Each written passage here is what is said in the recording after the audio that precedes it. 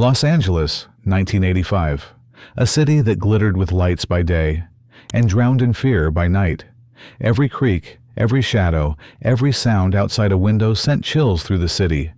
People nailed their doors shut, slept with guns, and prayed not to be next. Because someone was watching.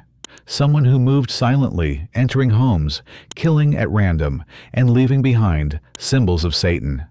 He was a ghost, a nightmare, a name whispered in panic, the Night Stalker. But who was this man who made millions afraid of the dark? His real name was Richard Ramirez, born in 1960 in El Paso, Texas. His life began in violence. His father was abusive, and his cousin, a Vietnam veteran, showed him pictures of war, torture, and death. By 12, he witnessed his cousin shoot his wife in the face. That moment changed him forever.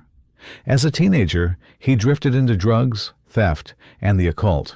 He believed in Satan, not as a symbol, but as his guide. In 1983, Ramirez moved to Los Angeles, where the city's endless lights hid its darkest corners. He slept in motels, broke into homes, and watched people through their windows at night. To him, it wasn't crime. It was power. And soon, that hunger for power would unleash one of the most terrifying killing sprees in American history. His first victim was 79-year-old Jenny Vinkow, found murdered in her apartment in June 1984. Police thought it was a burglary until more victims began to appear. Old, young, men, women. The killer didn't discriminate. He broke in through windows, killed with knives, guns, or his bare hands. Sometimes he robbed, sometimes he tortured, and sometimes he left messages to Satan scrawled across the walls. He forced victims to swear to Satan before sparing their lives. The randomness of his attacks turned Los Angeles into a city of paranoia. Every night, the sound of a branch scraping against glass felt like death knocking. Police had no leads. All they knew was the shoe prints, size 11.5 Avia sneakers, left behind at multiple scenes. A ghost in human form was stalking them all. By mid-1985, detectives realized they were dealing with a single killer, the Night Stalker. Media coverage exploded, and people demanded answers.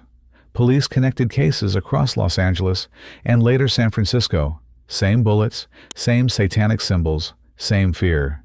He attacked families in their homes, killing parents, assaulting children, and escaping before anyone could react. Then finally, a break. A stolen car abandoned near a crime scene. Inside, a single fingerprint. It matched Richard Ramirez, already wanted for theft and drug charges. His mugshot was released to the public, and the city knew the face of evil. Just one day later, in East Los Angeles, Ramirez was spotted on a bus. When he tried to run, the neighborhood chased him down. He was beaten, restrained, and handed over to police by the same people he once terrified. In court, he smiled at cameras, flashed a pentagram on his palm, and shouted, "Hail Satan!" He showed no remorse. In 1989, he was convicted of 13 murders, 11 sexual assaults, and 5 attempted murders. He was sentenced to death, but remained on death row for over 2 decades. In 2013, Richard Ramirez died in prison from cancer. But his legacy of terror never did. For more than a year, one man's shadow held Los Angeles hostage. His crimes weren't just physical, they were psychological. He turned faith into fear, bedrooms into battlegrounds, and the night into his weapon.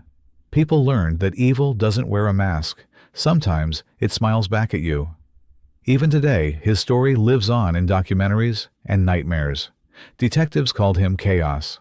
Survivors called him the Devil. And history will always remember him as the man who made a city afraid to sleep. Because when the lights went out, the Night Stalker came out to hunt.